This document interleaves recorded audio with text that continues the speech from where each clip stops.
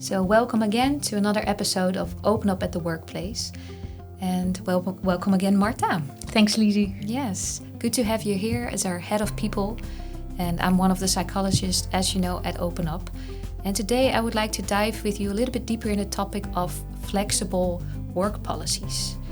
So I'm curious, how can you create flexible work policies in such a way that they really serve the variety of people that you have within the company? Right. I think this is a topic that has become more in the spotlight also since the pandemic, and hybrid work just became the reality. And I think that gave light to its pros and cons because it definitely has both.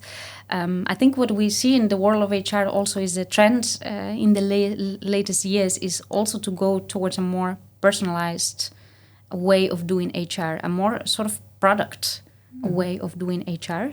And moving away from this very traditional one-size-fits-all type of solutions. So I think for me, of course, you want to design for diversity, you want to design for the organization of the future, but it's also really important to look at who do you have in your team at the moment. Maybe this is more applicable for smaller companies. But if you are small enough that you can afford to really talk to your employees and understand what do they need, what would they value, I think that would be the best exercise you can do. Of course, there are some tips that could be kind of universally applicable. I think perhaps there is not too much research on it yet, but we can see that a hybrid model actually works quite well. Having like a certain percentage of time that you want people to be at the office to connect, for example, but really giving people the flexibility and autonomy to also decide a little bit themselves, right?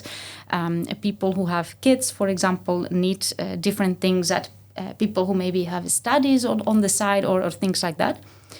So making explicit what you expect as a company and giving people the flexibility to make their own choices, I think it's a good start regardless. And then, my advice would be really understand what your employees need before you try to solve things without having those insights. Yeah, so really having those conversations with the employees. What is it that you need? How is the current policy working for you or not working for you? And I like what you said about the hybrid model. And I noticed that we have that also within OpenUp. We do find it very important to connect, to see each other. So we have some policy about how often we have to be here.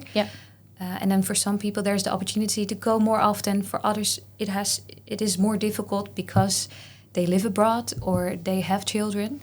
So I like how that maintains the autonomy, but also brings people together, maintain the connectivity that you really need in a workplace.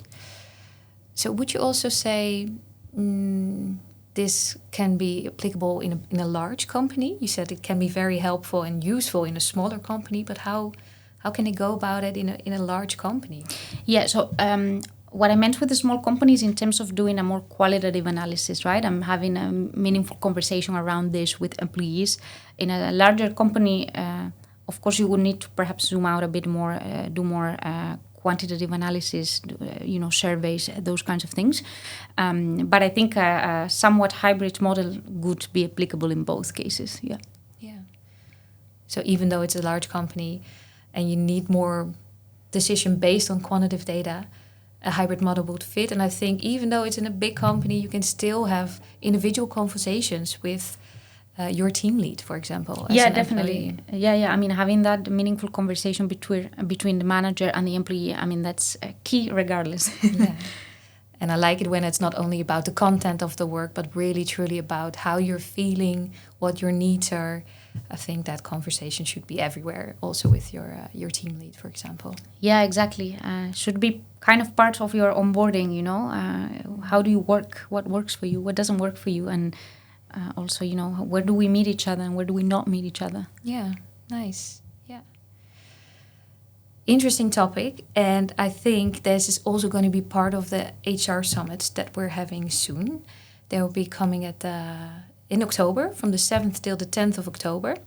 So if you're watching and you want to join, you want to learn more about this, how to, for example, open up with your employees about their needs, feel free to join us, and hopefully we'll see you there.